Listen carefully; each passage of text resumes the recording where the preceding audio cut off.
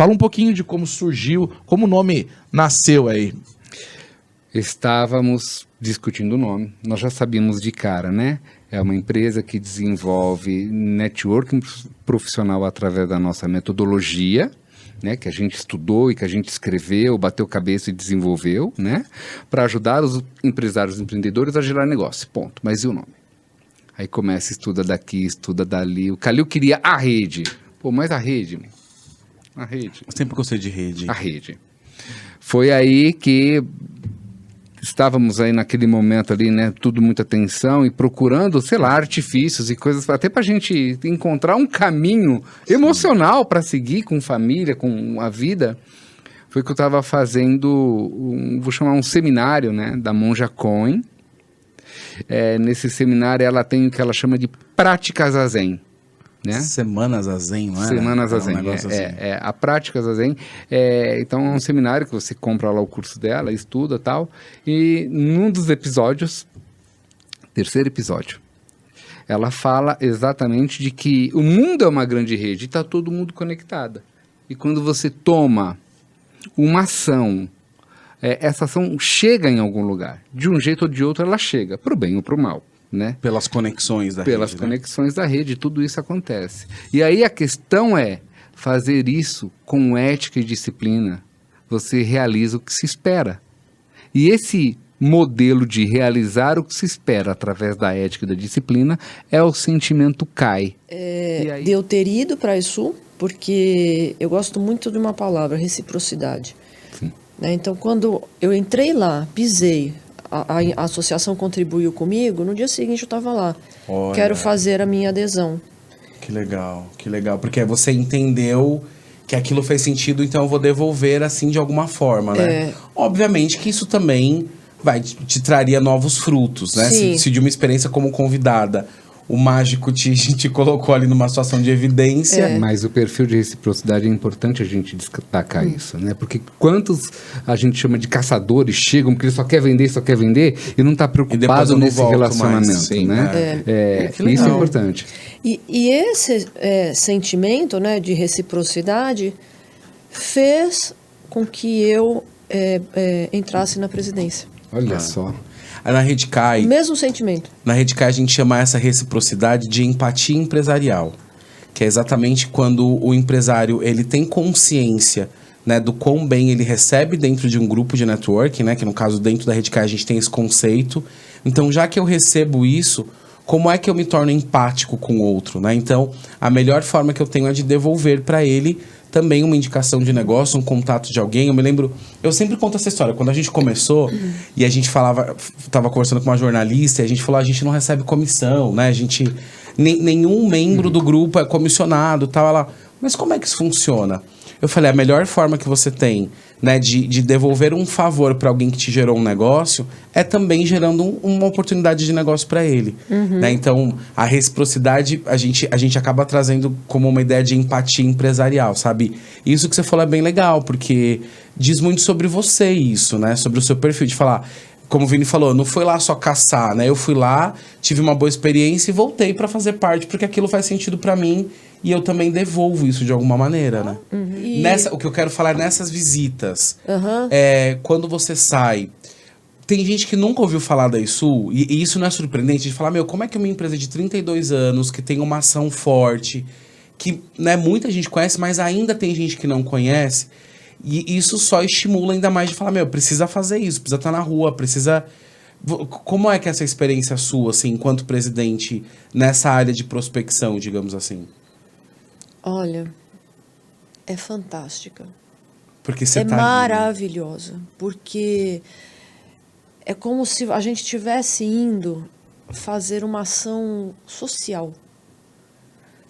Quando, respondendo a sua pergunta, Fabiano, quando eu peguei a turma, né, e aí eu desci, eu entrei numa empresa e tinha uma mulher, ela dando banho no cachorro, era uma pet shop, e ela dando banho no cachorro e tal, e eu lembro que eu estava com o meu time ali de diretores, não, Patrícia, vai lá você falar, né, aí eu fui lá e cheguei e falei, oi, tudo bem? Eu sou Patrícia, presidente da ISU. Você conhece a ISU? Não conheço. Eu andei, acho que nem 100 metros para chegar nessa empresa. Você conhece a ISU? Não conheço a ISU. Eu sou presidente da ISU, é uma associação empresarial que fica a 50 metros aqui do seu estabelecimento. E eu estou conhecendo o empresariado da região e vim te visitar, entender quais são os seus desafios, como que eu posso ajudar através da ISU. Aí essa moça, na hora, o olho encheu de água e começou a chorar. E aí ela falou assim, puxa, ontem eu estava conversando com meu marido, até me arrepia, e eu pedi tanto para que viesse alguém para me ajudar. Nossa. Olha isso, né?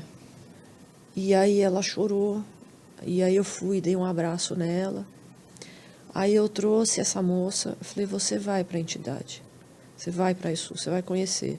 Aí ela foi no café com a presidente, ela se associou, ela não tinha marketing nenhum na empresa dela, não tinha recurso, estava Qual que era a escasso. atuação dela, você lembra?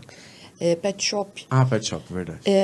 E aí eu já pedi para a nossa agência de marketing que fornece para a ISU, o serviço deles, falei, olha, eu gostaria que você fosse conversar com essa pessoa, vai na empresa dessa pessoa, para dar uma orientação geral, dar os caminhos de marketing. Legal.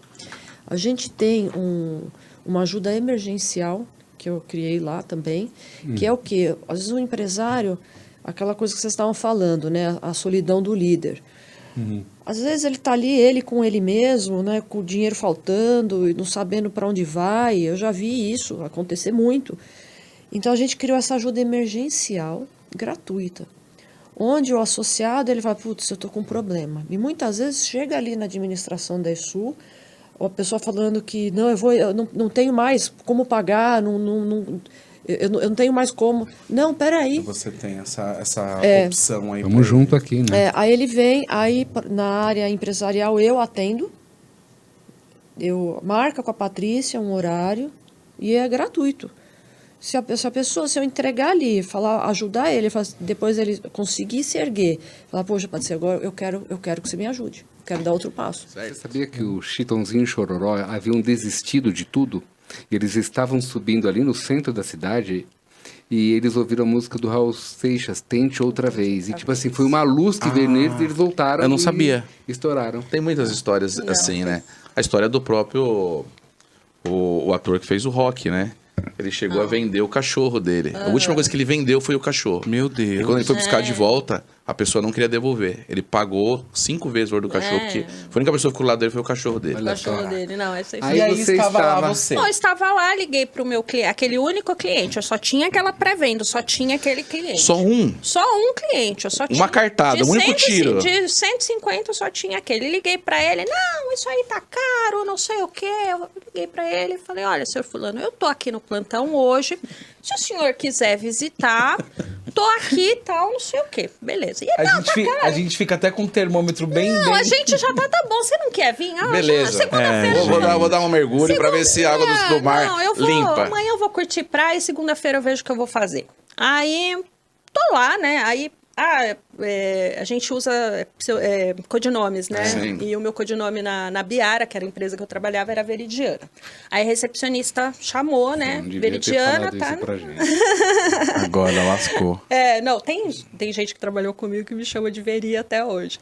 E aí a recepcionista me chamou que eu tava na vez de atendimento. Eu tava em 2 de paus, né? Ali, tipo, na recepção, ali esperando o cliente. Não tinha nem... Já fiquei ali, assim. Quem que entra? O Abílio Diniz. cara. Mentira. O meu cliente. Ele entrou. foi? Ele foi na minha vez. Foi assim uma coisa que eu olhei, eu falei, nossa, foi com a esposa, foi com os filhos, tal, os filhos eram pequenos na época. Olha, eu vim aqui porque eu gosto muito de você e eu vim aqui só para conhecer, eu não vou comprar nada. Ai, puta, ainda vai me caroçar, ainda vou perder a vez, né? Mas tudo bem, fui lá, fiz o trabalho, mostrei, apresentei os decorados, tal. Se entregou. Era a minha última cartada. Eu falei, já... Bom, beleza. Aí a gente foi, viu, tal, não sei o quê. Sentamos na mesa, tinha um coordenador de vendas, ainda bem, porque eu estava com a autoestima lá embaixo, e o coordenador de vendas estava ali, vamos vender, vamos vender, vamos vender. E nós sentamos, né, à mesa, tal, ele falou assim, mostramos a tabela, tal, e eu já, assim, a derrota. Não vai. Ele me dá 2 segundos, saiu, telefonou. Olha, é o seguinte, eu vou comprar 2 unidades. O valor da comissão, na época, dava 20 mil reais. Eu tinha 300, dinheiros de ouro. Reais. Se Não fosse, mil reais. não, se fosse 20 hoje... mil as duas? As duas vendas. unidades, as 2 vendas, dava 10 mil. Que na época era, se a gente for falar em dinheiro de hoje, dá uns 60 mil reais, mais ou menos. Se a gente está falando aí de uma avaliação aí mais ou menos de 1 milhão, os 2 apartamentos. Eu fiquei assim, eu Segurou. olhei pro coordenador, não, então já vamos fazer contrato. E era uma construtora que os contratos deles eram desse tamanho, demoravam horas para ficar pronto. O cliente falou, então tá bom, então a gente vai almoçar, daqui a pouco a gente volta. Nossa, que desespero. Não, mas assim, fazer um parênteses aqui, pra fechar contrato, quando você vai comprar, Não, gente, dá vontade de desistir, você fica tipo um na dia inteiro no negócio Na esperando. construtora é um horror. Aí ele pegou, falou, tô indo almoçar e daqui a pouco eu volto. Eu falei, tudo bem, eu vou ficar aqui cuidando. Não, você vai almoçar com a gente. Lembrando que eu não tinha dinheiro pra almoçar. Ainda ganhou um almoço. Não, tinha carteira. eu ganhei um almoço, eu comi paella com lagostim. Olha aí. A hora que ele saiu, fechou a venda, tal. A hora que ele saiu, eu adoro o ramo imobiliário, eu vou ficar... Uma galera mais velha e tal. Tem muita gente pedindo pedido de indicação, né? Os clientes tal, com, sei lá, uma carteira X, com uma possibilidade Y e tudo mais. Como é que vocês lidam, por exemplo, com esse empresário que é pequeno ou que é microempresário? Porque às vezes eu tenho a sensação de que, assim, todo mundo, obviamente, né, por uma questão de resultado, tá atirando sempre em possibilidades maiores. Mas não haveria de se importar também com outros perfis de clientes que posteriormente poderiam também trazer tantos resultados como os maiores? Como eu respondo isso e na pele? A minha ex-secretária da empresa, eu era diretor dos últimos 7 anos, a minha ex-secretária, ela tem uma pequena quantia, bem pequena, e eu sou muito feliz em poder ajudá-la, só para ela não estar com dinheiro na poupança e ela está na renda fixa. Ela é muito conservadora, então isso me faz feliz. Hoje eu não tenho o mínimo, eu quero ajudar as pessoas. Sim. Quando eu abro o Instagram e eu vejo aqueles posts lá de 500%, eu tenho muita raiva quando eu vejo aquilo, porque as pessoas elas não têm educação financeira e às vezes elas pegam uma dica, algum comentário e vão lá e fazem coisas. Entra de cabeça naquilo. E aí o resultado a gente já sabe. O mercado financeiro ele não é um ser fácil, Sim. simples assim. Tu acha que vai botar um dinheiro aqui, semana que vem tá tudo resolvido. Isso não existe. Pensando nesse novo caminho aí, né, que a gente vai ter, novo que eu digo, né, por conta da mudança presidencial, de maneira esperançosa aí, como é que a gente pode se comportar em relação a isso? Se você pudesse dar 2 dicas pra gente, né, pro pessoal que nos assiste aqui, que dica você daria? Primeiro, tá, gente, eu do ponto de vista Brasil, eu acho que as empresas elas são muito maiores do que a política, e eu estou otimista com o Brasil. Eu só diria cuidado com empréstimos que se pega atrelado a juros, principalmente. O negócio está muito alto e precisa ser feita essa conta do risco e retorno deste negócio antes de falar isso. Então, antes de tomar uma decisão dessa, consulta um profissional da área. Eu acho que essa é a melhor decisão, pelo menos para você saber onde você está entrando e como é que você sai disso. Acho que isso é o mais importante. Tem muita gente que sai fazendo as coisas por impulso, sem calcular nada, e é um dos motivos que as empresas não prosperam, porque ele não se preparou para isso, depois ele não tem caixa para cobrir isso tudo. E acabou chegando nisso, né? Só para A gente não perder aqui, quando você pensa isso, foi racional ou foi acontecendo? Calil, eu queria ter um negócio próprio, isso já estava claro, que eu não me adequava àquela coisa de ser CLT, né? Eu acho que é uma coisa de perfil. Tá. E eu queria incutir ali na minha empresa o que eu acreditava. Ter Eu queria realizar a entrega da maneira que eu acredito que ela é boa de ser feita, Entendi. né? Ao mesmo tempo, uma super insegurança, porque por mais que eu seja advogada, por mais que seguro seja contrato, eu não sabia vender. Nada. Né? E aí, com o seguro, eu falei, bom, eu tenho um expert em vendas, eu tenho um expert aqui nesse assunto, né? Eu vou me valer disso. E aí, como é que você vem? Como é que... O que aconteceu? Em 2013, então a corretora já estava aí com 5 anos, eu saí da seguradora que eu trabalhava e fui estudar resseguros, um outro mercado que faz parte do conjunto do mercado de seguros. Fui estudar como é que funcionava e a Paula me convidou naquele momento, vem trabalhar na Pixis. Eu falei, ainda não. Tá. Ainda não, deixa eu Mas vocês estudar não mais. estavam casados ainda? Sim. Vocês já estavam casados? Sim, nós somos casados desde 2002. Então, veja, a gente só. pegou já uma fase que o casamento amadureceu bastante, né? Já tinha dado a crise dos 7 anos, né? A gente já teve a crise dos 7 anos financeira de ter que trocar todos os eletrodomésticos de casa, toda aquela coisa que a gente vê que acontece. Estava mais maduro, Já né? tava, né? E a Pixis também nasceu num momento muito interessante. Eu estava grávida do meu filho. Então, Olha só. Isso aí eu não sabia também. tava, né? A gente tem lá no CNPJ 31 de julho de 2008. O Gustavo nasceu em 16 de setembro de 2008. Olha. Então Meu foi uma Deus. dupla gestação. Mas aí, como é lidar com essa coisa, né? De vir trabalhar na empresa, sendo casado e lidando com toda essa situação hormonal de uma mulher? Então, eu vim depois, né? Então, eu cheguei Ah, na é porque ele corretora- abriu a empresa antes. Ela abriu em 8. Aí, em 13, eu saí da seguradora, fui estudar resseguros, fui trabalhar... Aí a Paula me convidou, vem trabalhar comigo. Eu falei, não é a hora ainda. Tá. Porque até então eu atuava exclusivamente no mercado de seguro de vida. E aí eu precisava conhecer outros mercados. E aí eu fui estudar resseguros e tive a oportunidade de trabalhar num broker, onde eu aprendi outro mercado, um mercado de responsabilidade civil, um mercado patrimonial. São mercados que eu não trabalhava. Sabia que existiam, porém não conhecia. E aí fiquei 1 ano e meio, onde comecei a formar minha carteira de clientes de pessoa jurídica. E aí, em determinado momento, eu falei, bom, já deu. Eu acho que agora é a hora de aceitar o convite da Paula e ingressar na Pix. Até porque a Paula tinha um foco muito grande na pessoa física e na pequena empresa. Tá. E aí eu vim com o know-how da PJ, trazendo já contas de porte para dentro da Maiores. corretora. E aí a gente começou um trabalho, um novo momento dentro da corretora, isso em 2015. Do aspecto familiar, né? Porque quando a Paula começou, Eu tava 2013, 5 anos depois, você saiu da corretora, aí vem a expectativa da esposa. Meu, você saiu de lá, você vai entrar aqui, né? Super Né? expectativa. Aí eu falo não. Super expectativa. Tipo, meu, peraí, mas eu montei tudo isso de certa forma pensando em você. Como é que é? E aí? Frustrou. Mas aí também foi... Eu pude fazer um movimento de refletir. A Pixis é minha filha mesmo? Eu gosto de fazer, eu tenho prazer em fazer isso. Eu estou realizando aquele propósito que eu tinha inicial, né?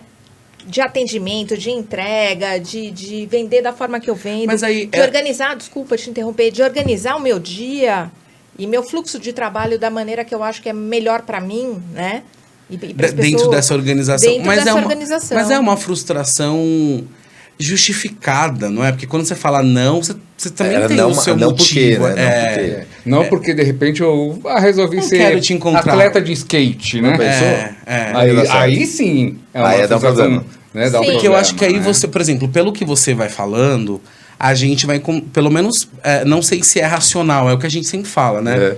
Mas parece que foi havendo um planejamento de alguma forma. Ele foi acontecer. Duas perguntas aí. A primeira é, qual foi a sensação de entregar uma carta, de ligar para o cliente e falar...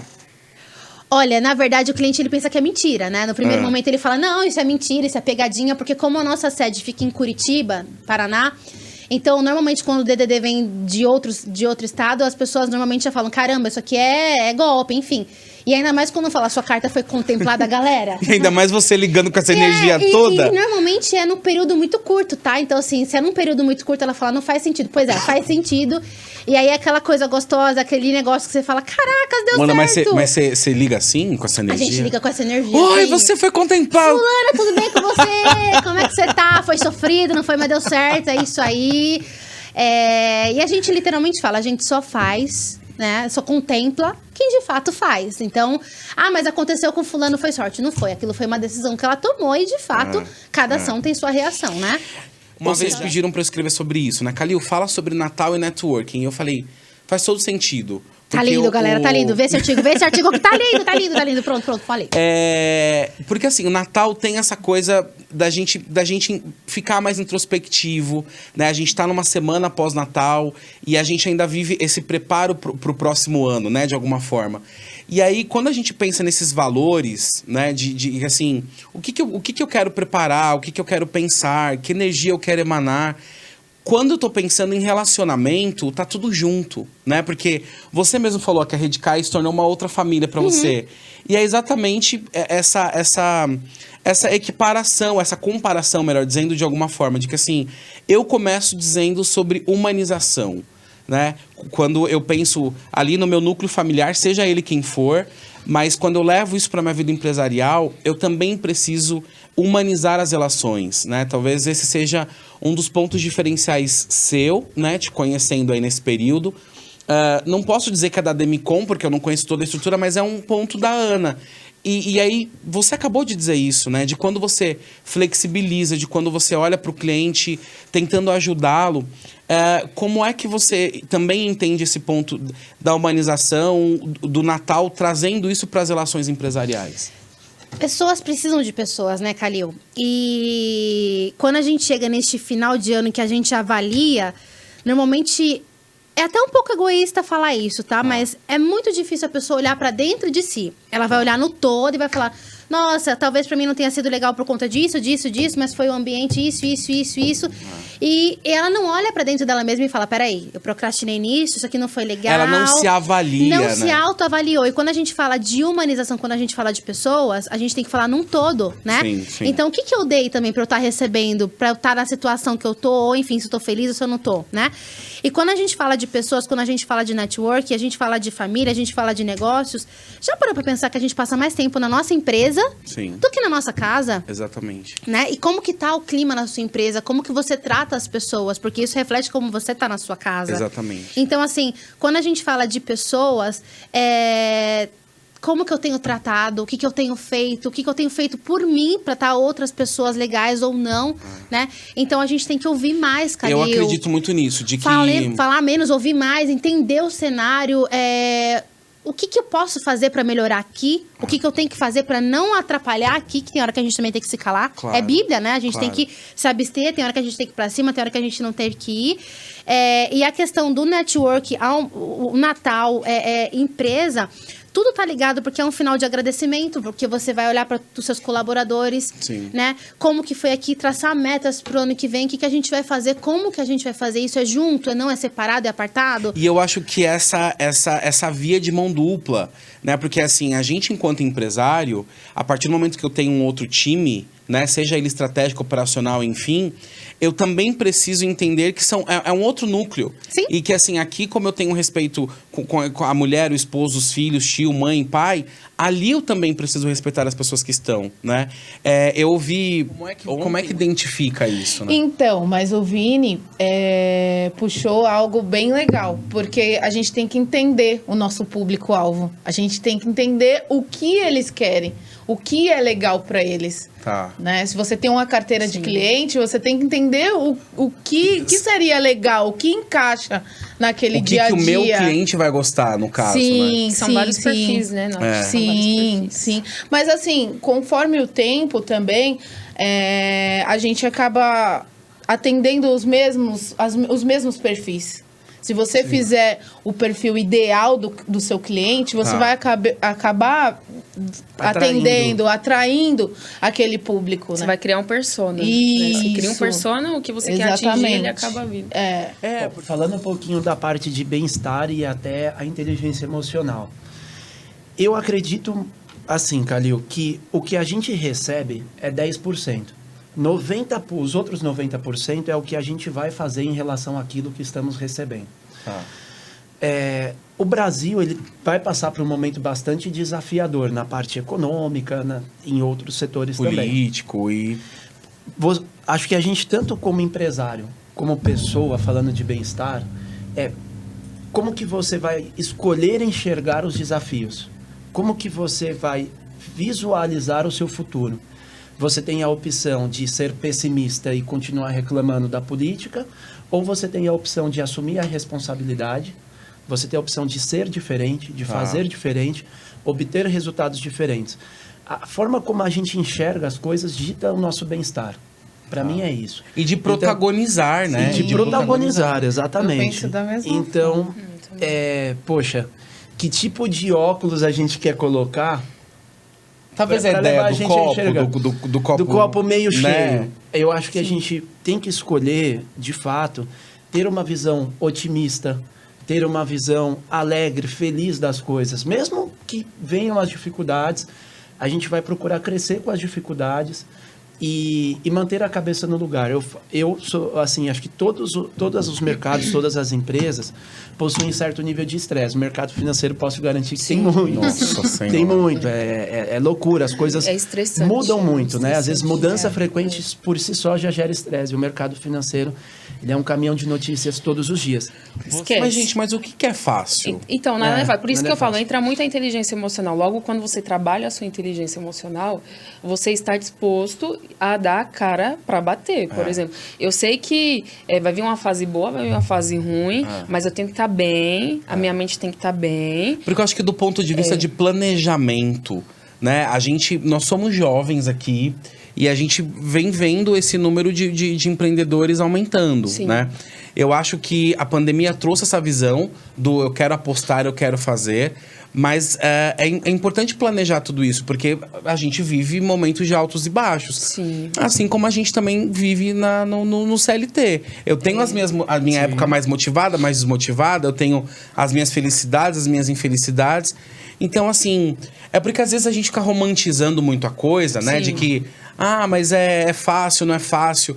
Cara, é um trabalho como todo mundo tem, né? E para o empreendedor é mais pesado, porque tudo depende de você. Sim, e se você sim, tiver sim. funcionários, você vai ser o espelho deles, entendeu? Rita, a primeira pergunta sobre o metaverso que eu tenho pra fazer pra você, nem tá no script isso, mas assim, a primeira pergunta é, você acha que a gente tá preparado pra viver essa coisa do metaverso, essa realidade, enfim, do ponto de vista jurídico e até comportamental? Olha, Calil, é algo muito novo, né? Infelizmente, o nosso país, ele acaba sendo ali um dos últimos a implementar alguma coisa nesse nível, né? Eu, Rita, particularmente, acabo dividindo isso na minha cabeça entre produtos e serviços. Tá. Eu entendo que o metaverso, né, que é a junção do mundo virtual com o mundo real, é muito mais fácil de ser implementado quando eu falo de produtos. Tá. Né? Eu imagino ali uma loja virtual onde eu consigo interagir da onde quer que eu esteja, consigo comprar, falando do e-commerce, Sim. né? Onde eu consigo escolher, apalpar, né? Isso aí vai ter uma evolução a ponto da gente conseguir sentir o cheiro mais para frente. Então, isso eu consigo visualizar com muita facilidade e algo que vai acontecer muito rápido, né? Já está acontecendo, mas é algo que vai ser muito rápido. A questão dos serviços acaba complicando um pouco, principalmente no meu entendimento, né? Porque você imagina, se eu trouxer um metaverso para o ramo do direito, né? Algo que me preocupa muito e que é um entrave para essa questão é a proteção dos dados do meu cliente. Como é que isso fica, né? Como é que isso vai ficar? A gente vê aí vários ataques hackers, né? Em sistemas que até então se achava tão seguro, algo que as pessoas nunca imaginavam, né? Banco, você quer uma instituição mais firme e que mais sigilosa, investe, né? E enfim, dentro daquele amparo de segredo e tal. E a gente vê que os hackers acabam burlando esse sistema, né? Então, você imagina, se eu torno o meu escritório virtual, né? Isso quer dizer que todos os dados dos meus clientes, pessoa jurídica, a maioria, vão estar ali. Não tem como barrar, né, cara? Não. Os caras invadiram as maiores instituições do mundo. Aí você fala que você vai conseguir barrar um ataque hacker, se realmente tiver o intuito de invadir a sua base, é bem difícil você não conseguir. Eu tô perguntando isso proteger. porque, assim, a pandemia, ela trouxe algumas experiências que a gente até então, historicamente, não tinha vivido. Então, ela passou como um trator. O metaverso, ele tá vindo, né? Ele já vem acontecendo aí. mas parece que bateu na porta, né? Tipo, e como é que as empresas se comportam diante Eu acho disso? que algumas coisas, elas vieram para ficar. Eu até fiz recentemente um artigo falando do metaverso, e eu utilizei algo da minha época, que deve ser da sua também, Fabiano, os Jetsons, né? Sim. Quando a gente assistia... É da minha também. Ah, você lembra? Eu sou novinho, mas eu assisti o Jetson. Para você ver lá, a gente já falava verdade. da teleconferência, Sim. né? Nossa. Era fantástico. Como que Hanna-Barbera, se não me engano, foi quem idealizou o desenho, né? Você fala, como é que pode a pessoa imaginar algo nos anos 60, né? Que foi dessa E essa época. semana eu vi umas coisas de tipo, usando máscara, né? Os capacetes que eles usavam, de se Isso. teletransportar. Só eu não vi tem o carro que voa ainda, né?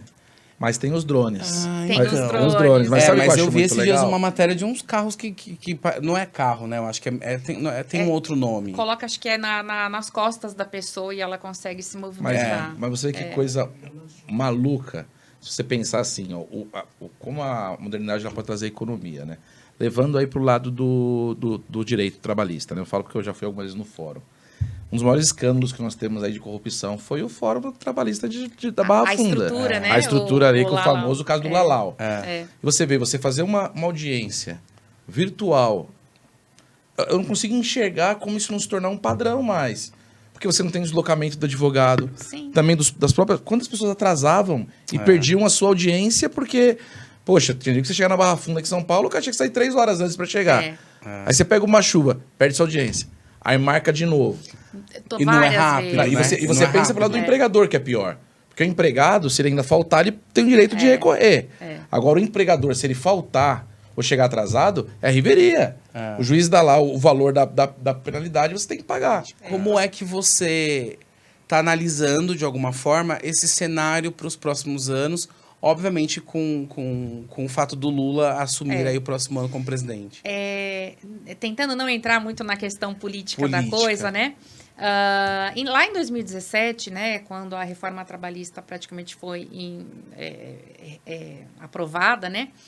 Ela foi aprovada com base na reforma trabalhista que aconteceu na Espanha. Tá. Né? Foi uma das fontes, vamos dizer assim, né? Aí já começava o primeiro erro, na minha opinião. Porque são situações diferentes, são circunstâncias diferentes, né? Aqui no Brasil a gente realmente precisava aparar algumas arestas, porque existia, assim, um absurdo de ações trabalhistas e que, no fim, acabava em nada, né? Ou, às vezes, o empresário acabava pagando um acordo para poder se livrar daquilo. Então, existia um excesso, sim. Veio a reforma trabalhista para tentar minimizar essa questão, né? E o que a gente viu, na verdade, eu como advogada trabalhista do ramo corporativo, os excessos acabaram partindo dos empresários, né? Por quê? Aquele empresário que sempre fez tudo certinho, bonitinho, ele foi beneficiado com a reforma trabalhista, porque ele acabou tendo o seu passivo trabalhista aí até neutralizado, eu vou dizer.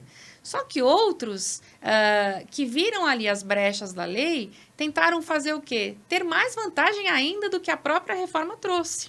Sim. Então, aí houve uma precarização da mão de obra. E aí, hold familiar também, né? O que é a hold familiar? Qual que é a hold? A hold é uma empresa que a família cria para cuidar dos bens, né? E cada um coloca a sua... Ele, olha, eu vou dar 10% para cada filho, eu tenho 10 filhos, dá 10% para cada filho, eu sou o administrador e, enfim... E aí você... E vou coordenando ali as coisas coordenando, todas. né? Você consegue pagar menos impostos com isso. Imagine, você tem 27,5% de imposto de renda. Quando você transfere tudo para sua empresa, você tem uma redução de imposto aí, né?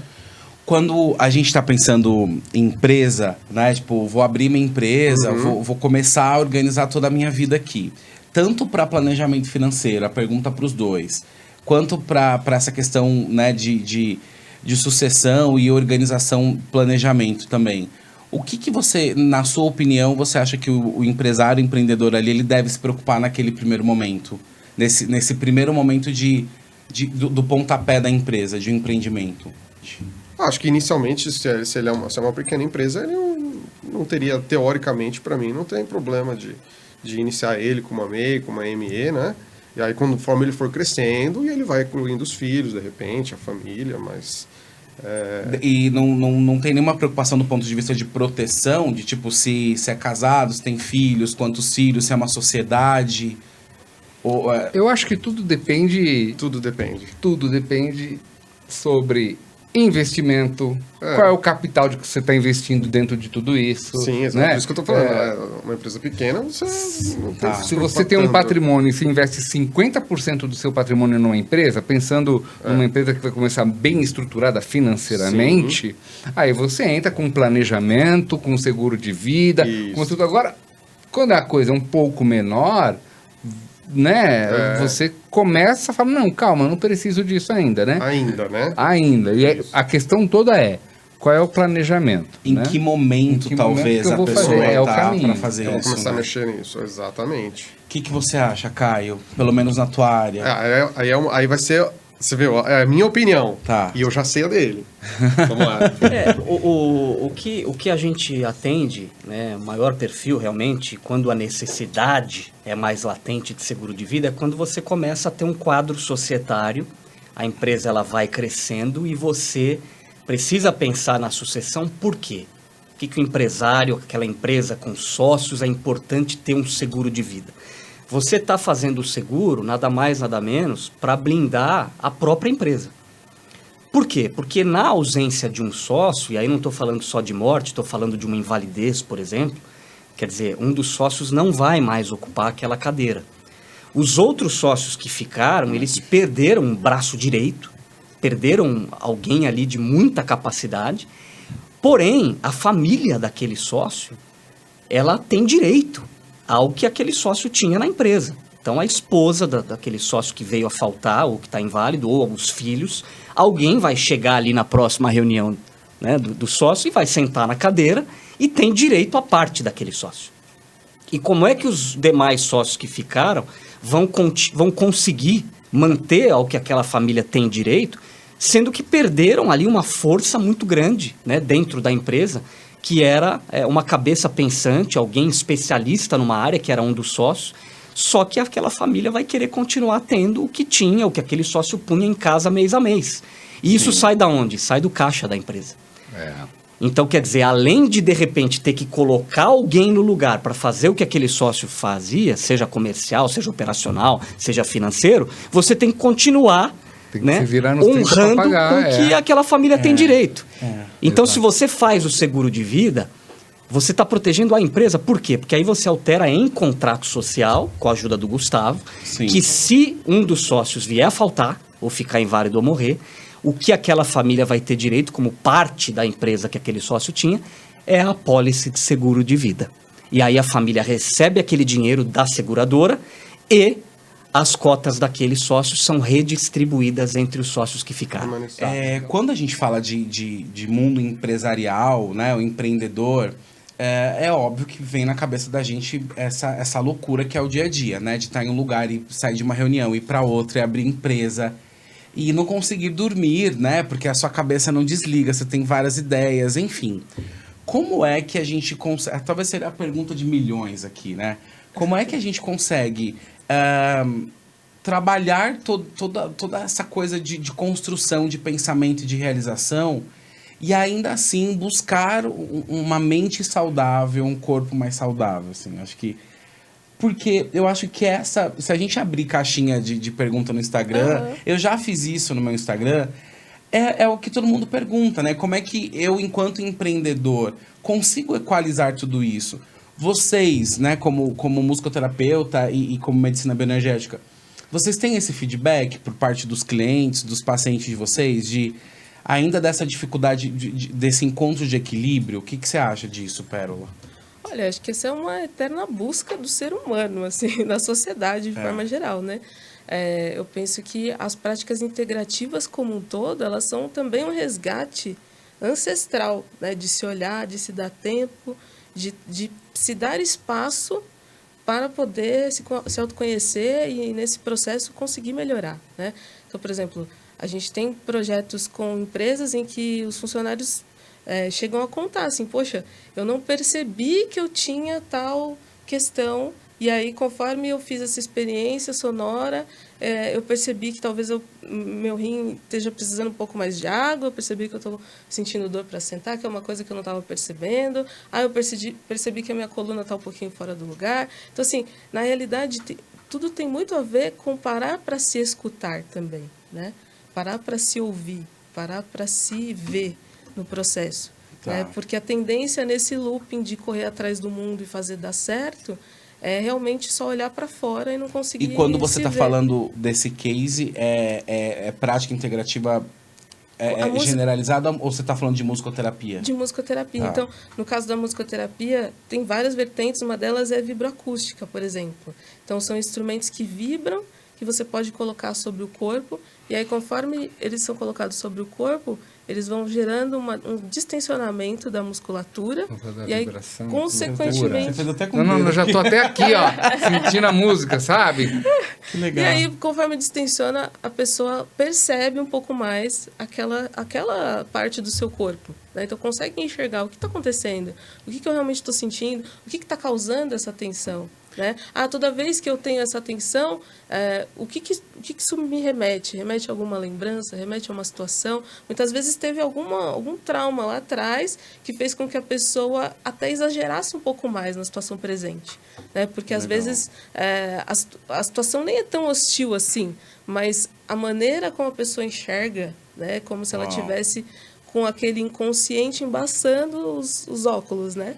Então, é como se assim, o nosso inconsciente é como se fossem nossos óculos. Se você, às vezes, esquece, está com eles, né? Você que Até usa. pela ligação ancestral que tem aí, né? Que vai... Mas, às vezes, ele está tão embaçado, tem tanta coisa mal resolvida, antiga, tanta coisa que aconteceu com você que você nunca parou para pensar, nunca parou para olhar. Daqui a pouco você começa até a mudar a forma como você enxerga o presente. E aí você já acorda no sentimento de luta, como é que é o nome? Luta ou fuga. Você já acorda, já tipo, meu, que é o que hoje você eu vou não pegar deveria, meu né? time e já vou arrebentar porque não me entregou. E aí o cara falou, lá vai vir o chefe, ou melhor, o líder. Acho tão bonito, o líder, né? E ser líder não é nem sobre capitanear ou sobre inspirar. É ser exemplo de como ajudar, né? E as pessoas estão, para mim, né, na minha humilde aqui visão, cada vez mais precisando de estímulos, quando na verdade elas só precisam ter foco no que elas têm que fazer para sair desse sentimento de fuga e de luta, porque é o que acontece no dia a dia.